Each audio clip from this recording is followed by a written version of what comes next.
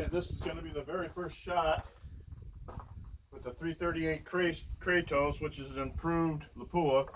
I got regular lapua ammo here that I'm shooting.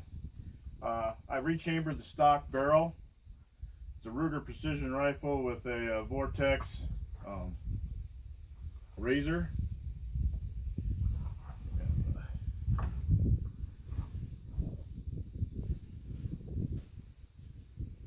We'll see if it's on paper with the first shot.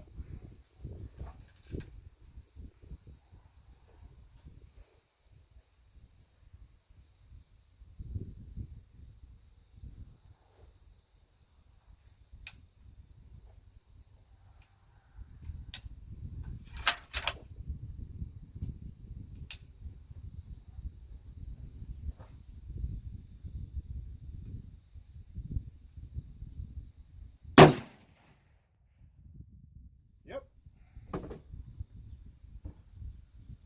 Sweet. Now this one here has about half the recoil that the Wraith does. Okay.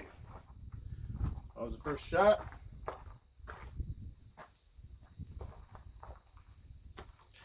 And that's the difference.